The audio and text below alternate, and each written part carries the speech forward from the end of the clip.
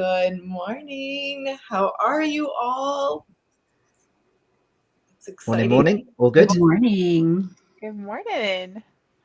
Good deal.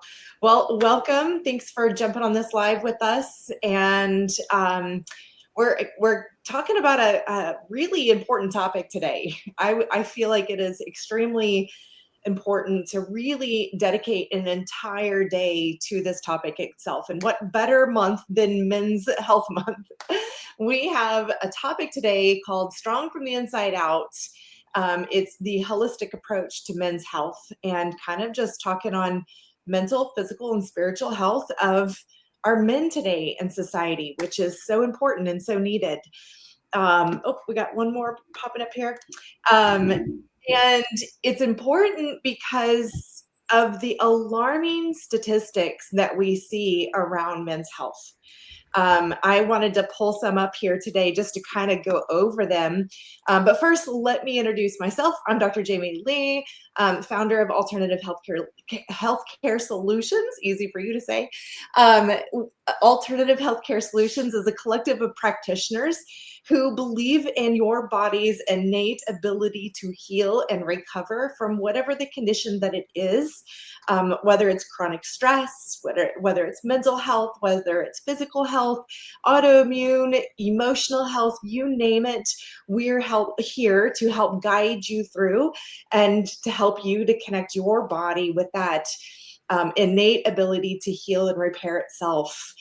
You are your own true healer, and we're able to connect you with that compass, really, and help guide you through. So we all have incredible backgrounds. We all have incredible stories, which once you kind of get to know who we are and what we do, you'll find out more about how we've come along this journey. And oddly enough, my whole journey in the holistic health world started with the health of my father. So, and today the topic, even though it's focused on men's health, it's really to that woman as well who is supporting a man in their life, because sometimes men have some blockages that prevent them from actually caring for themselves in ways that typically women are the more nurturing side and that we do. So sometimes men can kind of seem to brush it off as okay, right? I'll be fine, walk it off, right? As their leg is dangling from the war zone. They're like, we'll just walk it off. So today I just wanted to kind of introduce everybody and start this topic. The way this kind of works is, again, we have a topic that we approach, and today is the men's health. And then we have questions from our audience and from just polling our members of our community and to discuss what is the main meat behind the men's health and what is it that we need to be addressing. So today we will answer those questions and kind of just have a discussion about it. And then at the end of the month, on June 28th, we will have an entire health fair day dedicated to this topic from each one of our practitioners. So you're going to have a solid hour from each one of us that is going to dive deep into our area of expertise addressing the topic. So again, women are welcome to this topic too, because you are all, affected by the man's health, and a lot of times a caregiver. I know that oftentimes my husband is like, hey, so what do you think about this? What do you think about that? And it probably is not just because I'm a health coach, but I'm sure it's just part of that partner relationship as well. But it also can be the oldest daughter caring for the father, or, a scenario like I experienced. But there's always that connection to really help support the men's health. And that's why we're here today. So welcome. And I'm going to give a minute for everybody to kind of introduce yourself. And we'll start with Jody. All right. Thanks so much, Jamie. Hi, everyone. I'm Jody Solberg, and my background is in the mental and behavioral health side. I have a background in social and clinical psychology as well as counseling for over 25 years now, and I'm a certified master clinical hypnotherapist and have been a hypnotherapist for almost that entire time.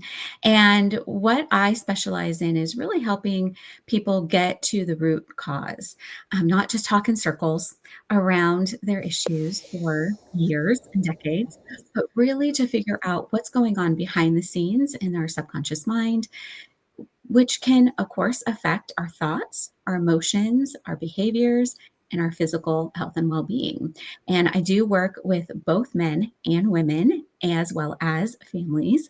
And so I see a lot of what we're going to be talking about today and what Jamie was just addressing, which is a lot of times it is the woman that's the catalyst, that's the one that's reaching out, the one that's encouraging the man to do that inner work and to figure out what's going on, because often things get suppressed, things get pushed down or pushed aside. And so I'm going to talk a little bit about that today. And in my workshop at the end of the month, my specialty areas are really the effects of things like trauma and anxiety, as well as things like addiction, for example, and how we can really create these maladaptive coping strategies. And I do see that a lot of times with men, they're not wanting to deal with things physically, emotionally, mentally. And so I'll be talking about that in my workshop as well. So thank you so much for having me today. Beautiful. I love it. And it's so great to have you here. We'd like to address the mind, body, and spirit whenever we are addressing the whole person. And that's what's so great about alternative healthcare solutions. You're going to see experts from different areas of the mind, body, spirit connection. And so we're happy to have you here, Dr. Jody. Thank you so much. All right. And next is Bashad. Morning, everyone, or afternoon or evening, wherever you are. Hope you're all well. I'm Vishad. I'm the mindset transformer. I work with you from whichever symptom you've got going on in your life, rooting it down to the root cause of low self-worth, i.e. the feeling that you're not good enough. And we look to repair that together from the observations, programming experiences that you've had in your life going on, to let you then craft your path to your own inner peace, whatever that looks like to you. There's a variety of ways that we do that, but the point here is that we want to just embed new patterns and practices together that work for you, not just some generic template. We work out what I call your individual mindset map. So for any Harry Potter fans, that's playing on like the Marauders map that you see in the series. But essentially, I look to work with anyone that feels they've got the curiosity and want to work on themselves and feel that there is more to life than what they see is going on. I think this is a brilliant topic this month to address. Speaking as the only man live on the group here, I feel it's something that we definitely need to have more conversation about and more awareness raised. But beyond just the observation stages and acknowledgement, it's like, what can we all do collectively as human beings to, repair self-worth and get these kind of stats that are going all in the wrong direction, despite all the means we've got today, where we can all perhaps help each other. So very excited for this conversation. Yes, I'm so excited to have you here, Bashad, and you're absolutely right. A lot of times, often I see in my practice, men have that mindset of not feeling worthy enough to put the attention on their health. And that is a big stumbling block for them to be able to do that, to be able to heal and transform. And so it's so important that you're here, and I'm glad that you're able to chime in for it with us. I had a client in particular who her husband is the one with the autoimmune disease, and but he doesn't have the self-worth to be able to focus on healing himself. And the wife, as the caretaker, is my client now, because of her own health decline, of trying to put into him the worth for him to see it himself.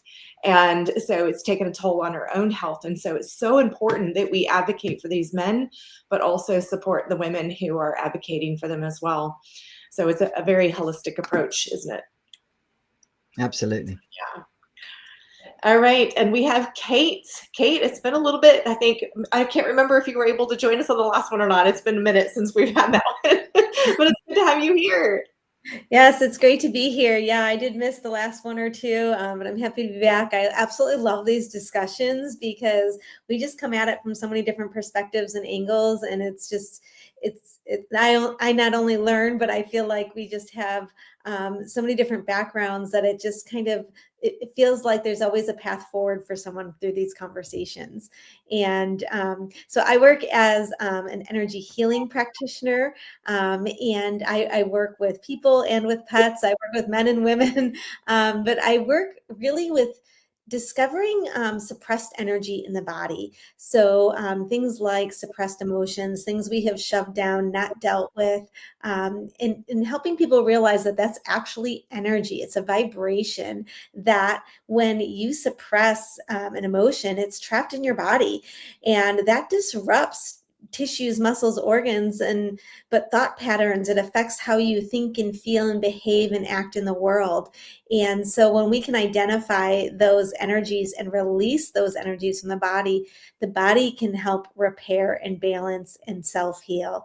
It just activates self-healing in the body. And so I work primarily with the emotion code technique as well as the global energy method. I also incorporate sound and frequencies into healing when working with clients. And really excited about this discussion because I actually feel as though I had a great model growing up. My father was someone who was very into taking care of himself and being preventative. And he was very well read, and he was very much focused on the idea of let's take care of ourselves. And I think that gave a very good model. And so as I started to go out in the world, though, it was interesting to find that there's a lot of men who maybe don't have that focus. So it's an exciting discussion that we're going to have today. I'm excited to be part of it. Yes. What a blessing you had to have a dad that was mindful of all of that. It's great to see that leadership in men of really supporting them. And I think that when men support themselves, same as women, when we support ourselves, that reflects onto others and encourages the person that we're partnered with to also take care of their own health. And so it's a good reflection. So Judy, welcome. Thank you. Thank you. It's always fun to be here and to tackle whatever topic we're dealing with for the month. And I love the idea of men's health. I have a lot of men in my life, not only my dad and my father-in-law. I've got 3 brothers, I've got 2 sons, and a wonderful husband. So, lots of men in my life that I love and that I want to help take care of. And you're right. Oftentimes they're reticent to go for help even when it's obvious that maybe they need some help. I recall having to pressure my husband to go see someone for some stitches after cutting his finger on a chainsaw. And it's like, dude, I do not have enough paper towels for this. We need to go in. So, so yeah, sometimes we just need to be that encouragement to the guys in our life because I think from a lot of ways they're used to having to push through. And that's a normal thing. Push through how you feel because you need to provide for your family. You need to go to work. You need to be strong. And we need to support them and making sure that they're taken care of such that they can be strong for others. I am a functional blood chemistry analyst, hashtag blood detective. I love to use your labs to do a deep dive and figure out what's actually going on in your body. How is it functioning? What symptoms can we associate with how things are going in your body? And then when we figure out what's going on inside, that can help us create a path to healing because we actually know what we're addressing. We're not guessing anymore. And so I really love to help people who are searching for answers to their health struggles, whether that's unexplained symptoms, whether that is confusing lab results, or maybe even lab results that say that they're normal when they clearly feel anything but normal. And they might think it's normal, but the women in their lives might be like, that's not normal. You should go get that checked out. So that's where functional blood chemistry analysis comes in. So I love helping those people who are lost, who are frustrated, who are like, something's just not right, to figure out what is going on. And another passion of mine, based on my own life experience, is brain health. And having been a traumatic brain injury survivor and thriver now, I am passionate about helping your brain heal. So whether that's stroke recovery, TBI recovery, dementia prevention, early dementia reversal, all those sorts of things. I love to kind of combine the two, because what's going on inside of our body, inside of our blood, really does affect our brain and our mental health. It really is our physical health as well. Yeah, absolutely. I love that. I love that you're here. Thank you so much. And you're absolutely right. And when we go and have those labs done and we're told that it's normal and it's not normal, men's testosterone is a great example. There's a huge range of what men's testosterone level should be. And if it falls within that huge range, then they just say it's normal, but yet it's not normal. And the testosterone can be connected to so many different areas of a man's health. And so again, this is such a great topic today. I'm glad you guys are all here and are going to join me on this.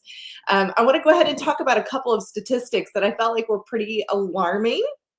So we're going to address kind of mental, physical, preventative, and hormone stress in a holistic perspective. But when I was looking through this, so one on the mental health side, which it's also, we just came off of Mental Health Awareness Month last month, and we had a great event on mental health and kind of just addressing those topics.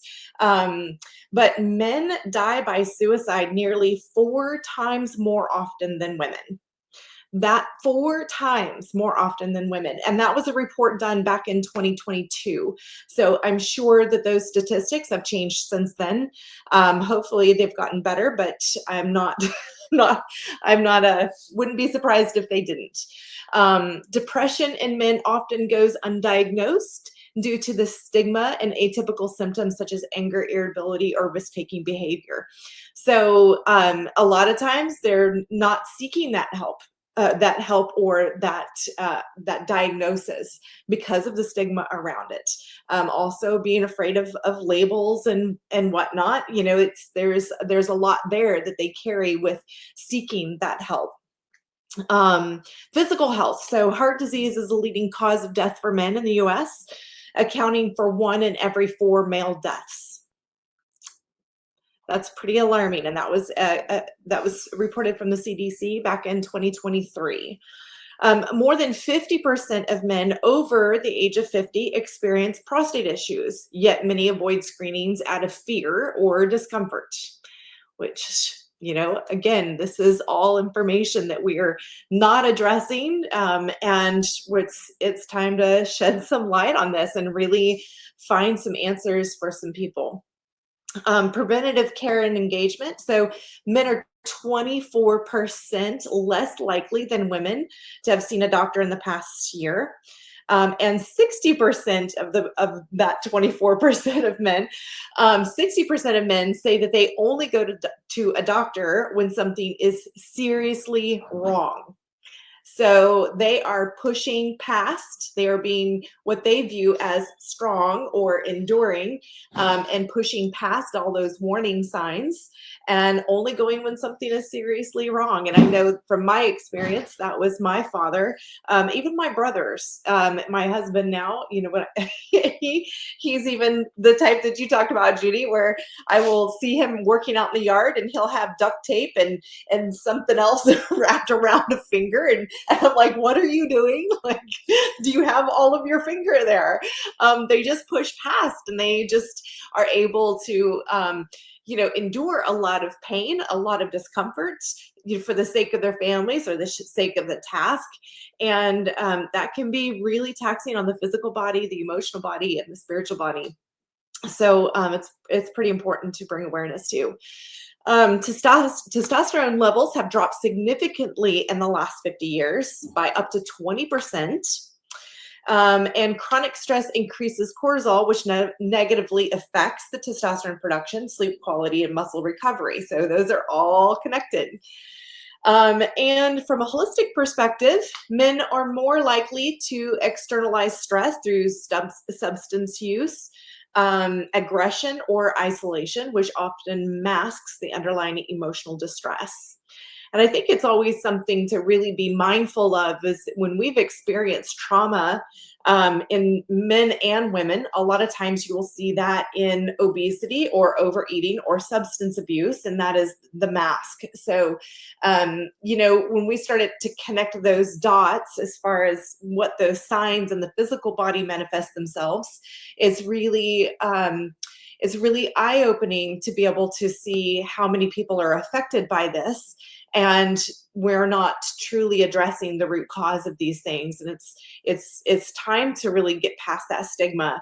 But I know that there's also this white coat fear that people have by going to the doctor. And I think that that's what makes alternative healthcare solutions also so great, is because we can bridge that gap for the man who hates the doctor.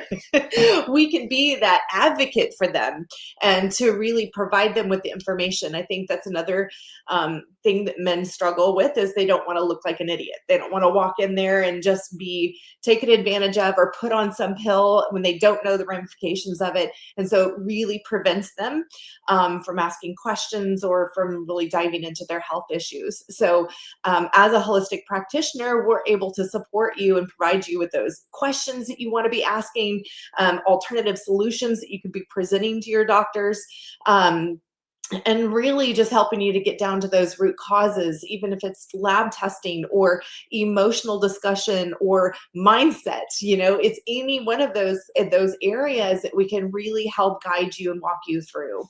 So that was kind of just my first starter of all of this, just kind of looking at the statistics and see what's around there. And of course, like I said, some of these are outdated, so I'm sure that its numbers have changed, but that's the most recent information that we have. So as far as going, the term strong inside out, I want to kind of ask you guys, from a holistic context, what does that mean to you, to be strong from the inside out?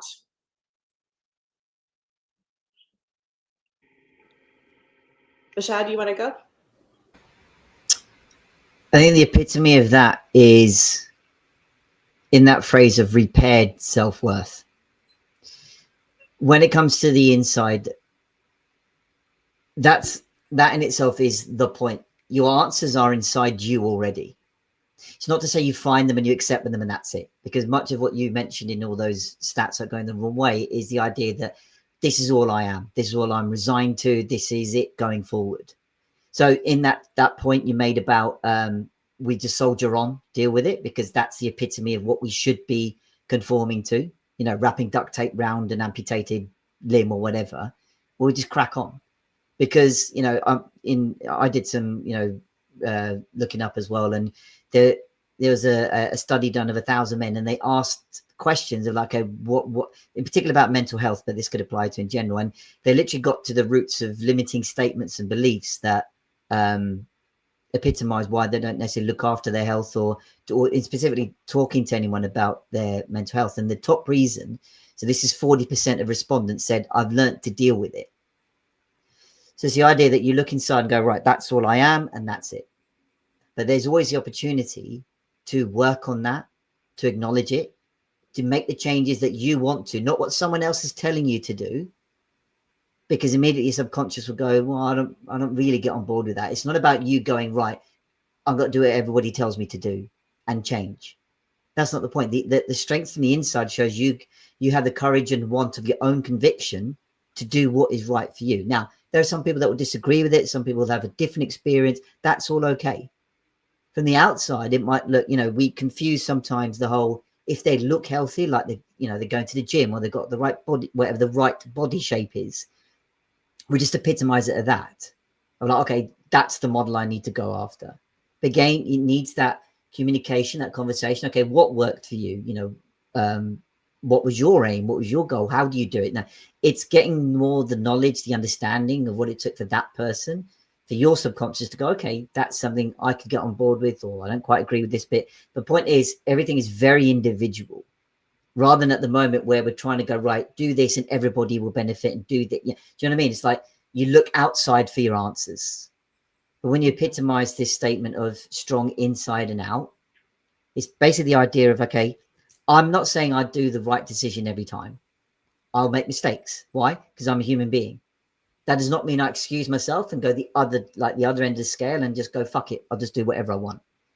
It's the idea that you can go forward, accept yourself for who you are, continue to make mistakes, but also give yourself a chance to practice, stay kind to yourself, keep learning, and progress accordingly. So your progress is not meant to just be on an upward trend all the time. It will be like one of those weird stock graphs where it goes up and down, up and down, up and down, all part of the journey. And that's what we're all striving to practice to do. We're always a student. We're always looking to learn and see what's going on. But I think that epitomizes the strength where we go, do you know what? All that programming that I've been exposed to and has been running the show for years and years, I can now make the changes that I want to do with my own responsibility. And I think part of that comes to Well said, establishing. Well said. Kate, did you want to chime in on this one? Yeah, but Judy started, so I'll let Judy go and then I'll jump in. That's okay. I was just saying that I think part of that comes to being able to have those goals for yourself as a man. I think so many times it's corporate goals, it's family goals, it's what should be done without actually saying, what are my goals for myself physically, mentally, emotionally, spiritually? Like, where do I want to be? And actually just taking the time to think about that and process that and realize that that is a valid use of your time and energy, especially as a man, especially as a leader, especially as someone who wants to be strong, to know what direction you want to go in, I think is hugely important, to just kind of have that time to reflect. And that requires saying, like, where am I now? And how do I actually feel inside, physically, mentally, spiritually, emotionally? Where do I want to go with that? Yeah. Mm-hmm. Yeah. Yeah, so important. Yeah, and along those lines, it's what you're sharing is, to me, strong from the inside out is really just becoming your own advocate. And so, I work a lot with emotions and feeling and people who have suppressed and trapped emotions. And really, I feel from a holistic standpoint, it's just identifying what you feel without judgment and just being an advocate for yourself and your own health. And I think that's really what strength is from the inside, is to whatever you feel. And if you feel that there is something going on, mental health, emotional health, spiritual health, physical health, standing up and just becoming your own advocate is true strength. So, Absolutely. Yeah, I love that point, Kate, about being your own advocate. To me, that being strong inside and out, isn't just about physical endurance, mental toughness, which is often how it's described. It's really about living in alignment with where your mind and body and spirit are connected. And that resilience isn't just about toughness. It's coming from inner clarity and rather than outward performance, and all about achieving and providing, and so many pressures and expectations that our society and ourselves, right, put on men. And so in that holistic healing realm, it's really about learning the emotional fluidity, being able to learn those healthy coping strategies, nervous system regulation, and being able to connect with themselves, with self-awareness and with purpose. And so, yeah, that self-advocacy piece is so important, because again, the self-worth, like you were talking about, Jamie, that's really important, that it's not just about taking care of, providing for everyone else and being tough and, just stuffing it down and not addressing things. Like Kate was saying, it's so important to really address if something's going on. If you feel like there's something, don't just ignore it. until it's so much further progressed, which we see a lot with men. It's like it has to be really bad before sometimes they will advocate for themselves and get that support that they need. It's really important to have these kinds of conversations so we can help encourage people to do that sooner than later. Absolutely. I absolutely agree. So why do you believe that men's health is often overlooked and stigmatized in alternative healthcare or alternative care spaces? Why is it that this is such a female-dominated industry?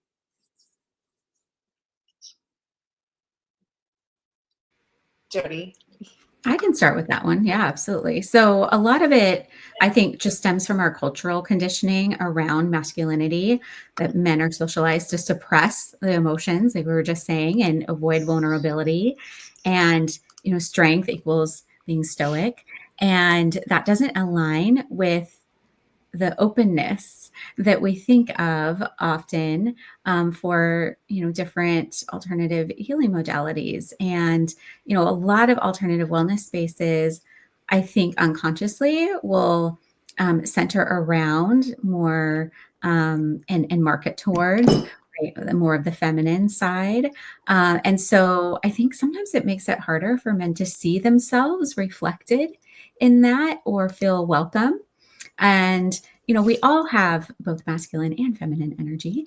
But I think when we swing the pendulum so far one way and really say, well, it's the majority of women who are going to be reaching out and looking for these services, so we're going to completely target them, then we leave a lot of people out, including men who may not be able to relate. Yeah, absolutely. Absolutely. That's a great point. Judy, what do you think as well? I mean, I think that in conventional medicine, it's male dominated, and then in the healthcare space, it's female dominated. Would you say that's probably accurate?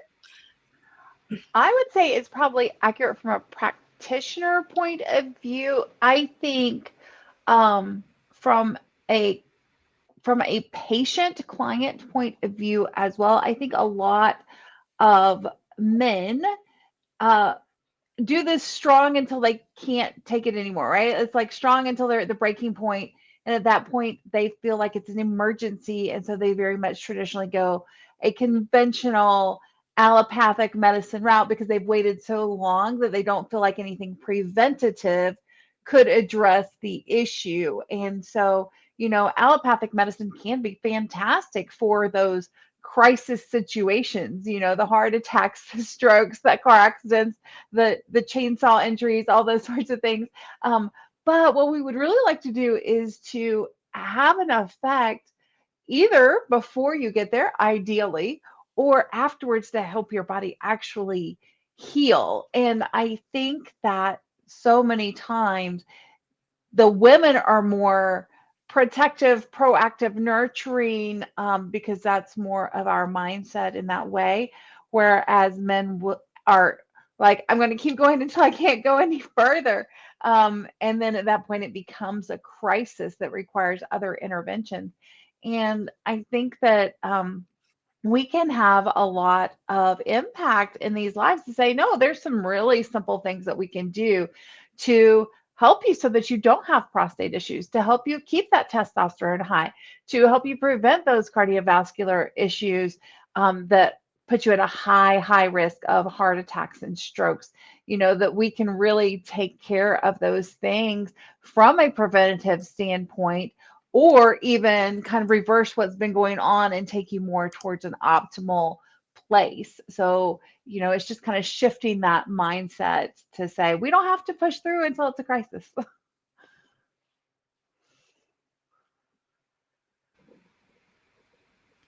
And then to go on what Jody was saying about cultural conditioning, I think early on, men in particular, well, males receive that message of be a man.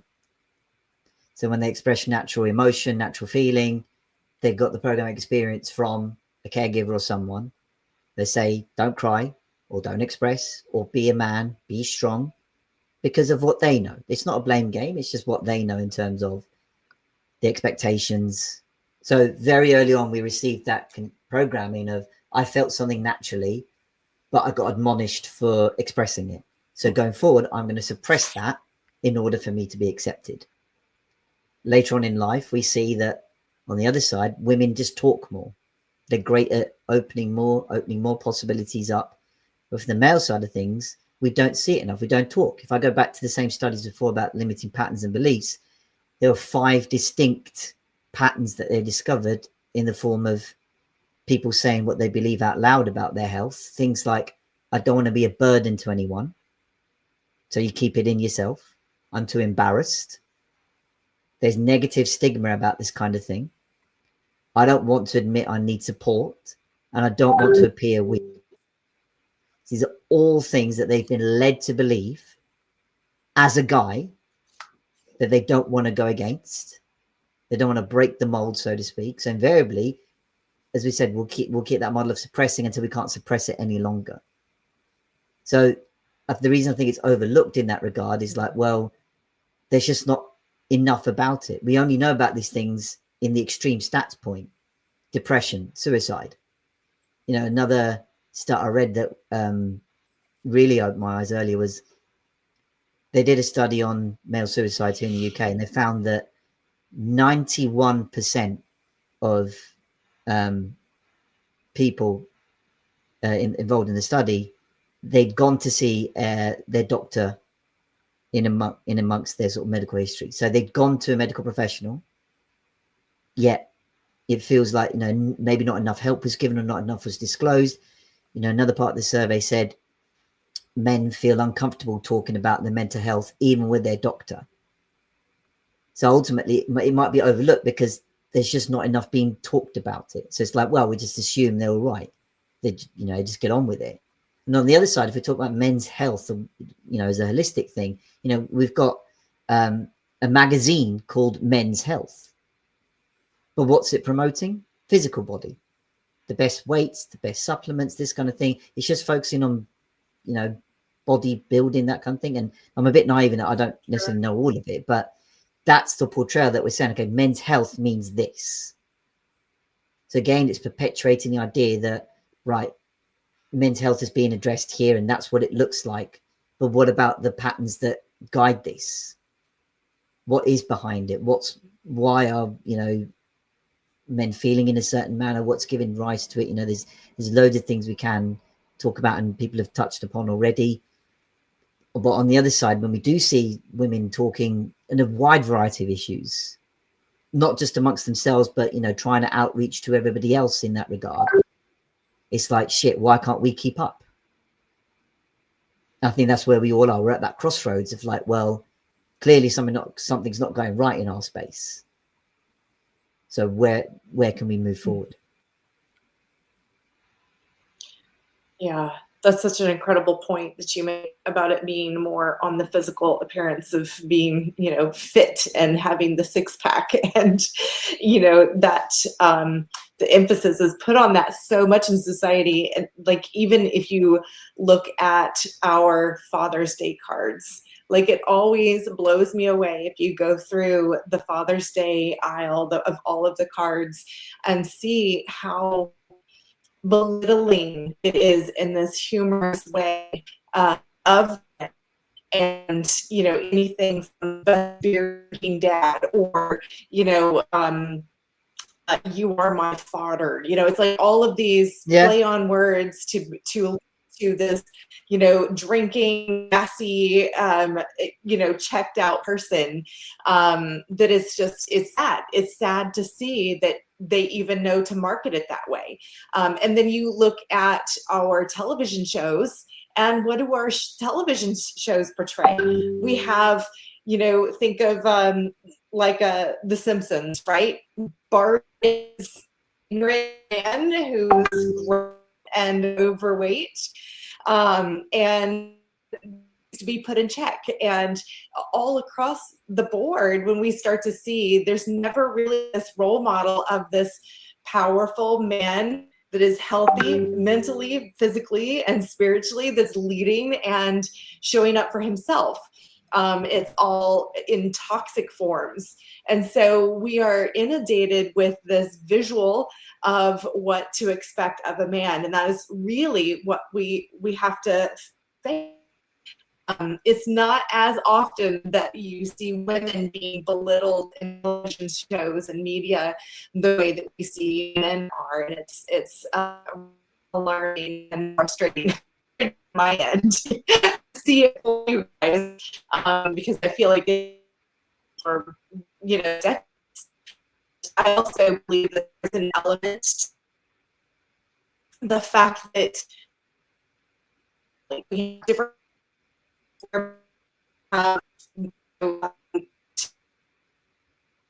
us.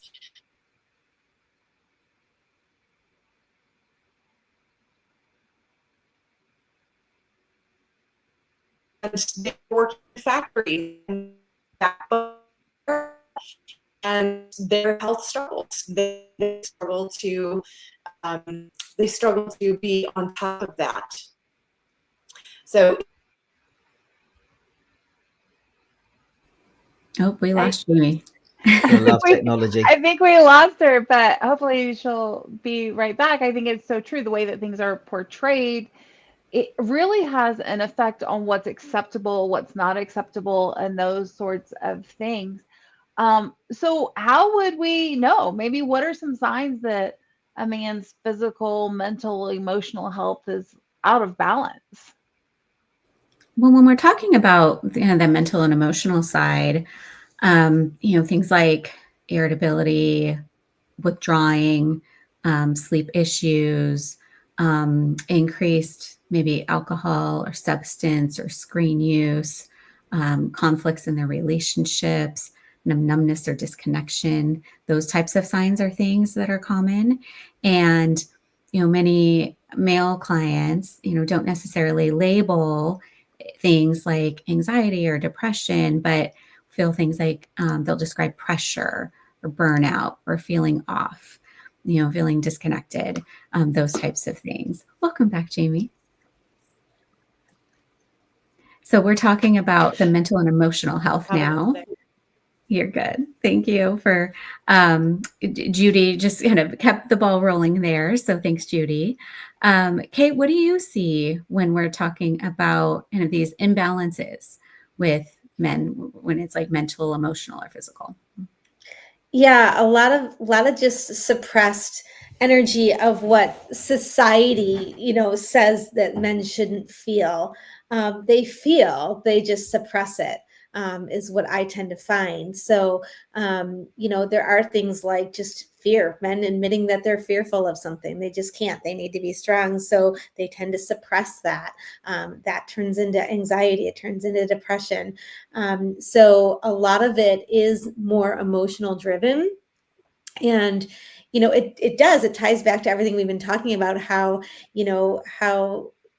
men are marketed to and how they should view their own strength or their manhood. And so it does show up that, like, when we're going through and talking about, okay, they're feeling off, they're feeling sick, they're feeling, disconnected, or maybe they have a health challenge. And what comes up is fear, anxiety, nervousness, insecurity. Instead of just saying, hey, you know what, I'm a little nervous about doing this or experiencing this, they suppress that energy. And then it ultimately affects their body and affects them physically and mentally. It affects them hormonally. So it's a lot of those really suppressed emotions that come up. A lot of times they'll come to me for something physical, and instead of us working on physical energetic imbalances, which can show up in sessions, it's more emotions that are really coming up as a primary thing that need to be released. And it's interesting also when you look at some women who fall more on the masculine side, like there's the feminine energy and the masculine energy. It's the same kind of thing, like, women who have these strong corporate jobs and they're just taught to be leaders and show strength. They tend to suppress a lot of the same types of emotions. Yeah, that's a good point. And I think too, when you have those suppressed emotions, like you said, the men have them and they feel them, but they are not expressed. And so a lot of times they are suppressed. That can cause that ripple effect in their own health and their own world, and also start to reflect our relationships. So when the man is, when they're carrying that, they are completely connected to us. A lot of times women can energetically feel that from the male, and then it's this distraction or this wall that goes up between us and really prevents our relationships from growing into the depths that we need. So it's very important to understand, and I think also that's why I love what you do, Kate, because you are like, your modality is so great for men, because I think that a lot of times they think, I'm not going to go see a shrink, I'm not going to go see a therapist, Right. but they do have these deep hidden things that they've suppressed, right? And so in your modality, you're able to identify them without going through the topic, without going deep dive into why they feel this way. And so they're actually able to release those emotions that they may not even know that they have or where they originated from, but they're able to just quickly have those removed through the process of emotion code therapy.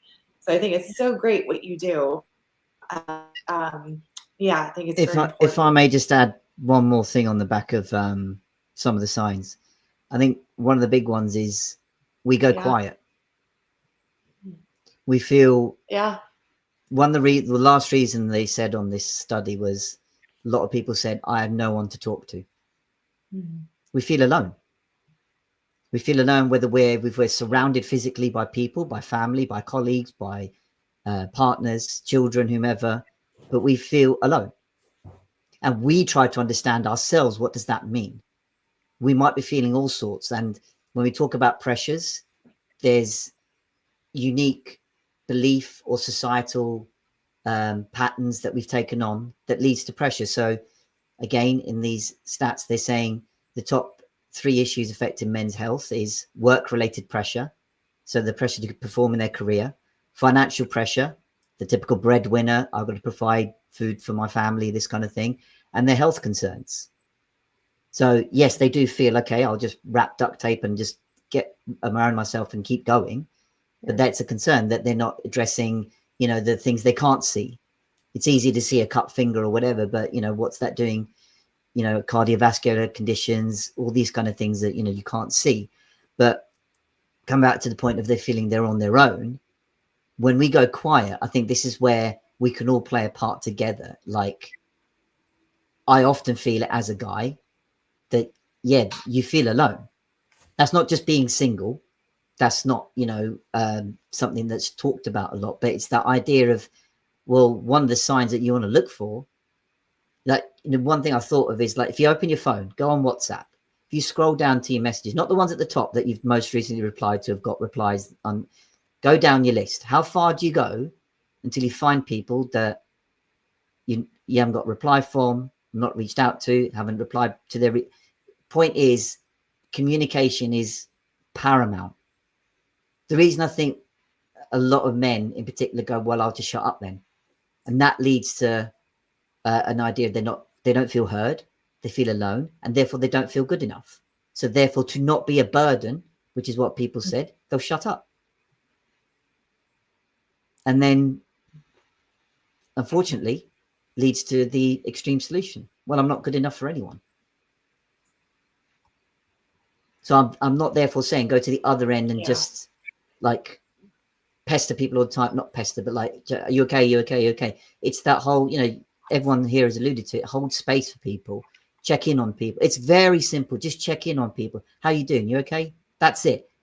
Might sound trite. It might sound, that's not going to make a difference. It can work wonders. It won't solve everybody's solution overnight. No, not at all. But it's a start. But given the question was about what's the sign, we're just quiet. You don't hear from us for ages. Mm-hmm. Yeah, that's such a good point. Thank you for bringing that up. I think it's very valid to say that whenever we see men going silent, it's imperative to see that they have withdrawn, and pay attention to that. I want to share too, this is very much a generational thing, and many generations of men, and it goes beyond our society today. This is deeply rooted patterns and ways of behaving that are very generational, and brought down generation to generation to how men should respond, act, feel, or their perception of how they need to respond. And so, your words, Vishad, just spoke directly to my heart, and it's a reminder too that, this is something that gets passed down, father to son, father to son, father to son. And it's a beautiful reminder that, hey, you know what, when there's that silence there, that's the time to check in. And it really is, it's not that I think that men don't want help or don't need help, but it's just even being able to ask for support is so perceived as weak. And they have so many responsibilities and burdens that they've put on themselves that, again, nope, just silence, plug through, and go. So thank you for sharing that, Bishad, because it's such an important perspective. Yeah, I think that's so important as well, because there are those pressures and expectations you were both talking about, to be stoic and always in control and emotionally invulnerable. And that can cause men to internalize that pain and ignore those early warning signs we've been talking about. It can lead to that bottled up trauma and toxic stress and disconnection from themselves and the people around them. And when they believe that feeling or reaching out for support is weakness, they lose access to those healing tools, from within and from without, intuition and empathy and vulnerability, but also asking for that support. So yeah, it was such amazing points. Thank you both.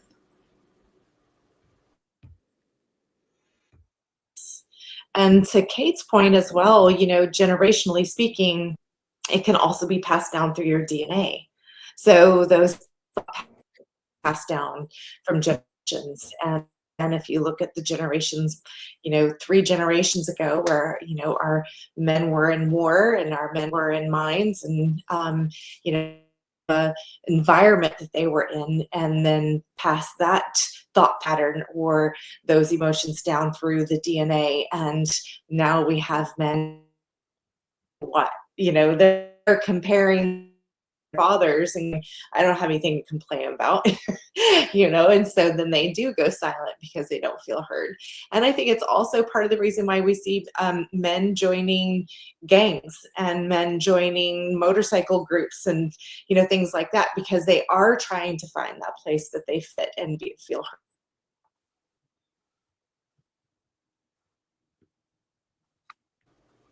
That's such a good point, Jamie. I think we lost you a little bit there at the end, but yeah, so important. That's actually one of the things I'm going to be focusing on at the end of the month in my workshop, is going to be all about breaking those generational cycles. And like you said, it can be socially passed down, but also, like you said, epigenetically as well. And so I think that is important to remember, is that, this is conditioning isn't new. It's been happening for a very long time.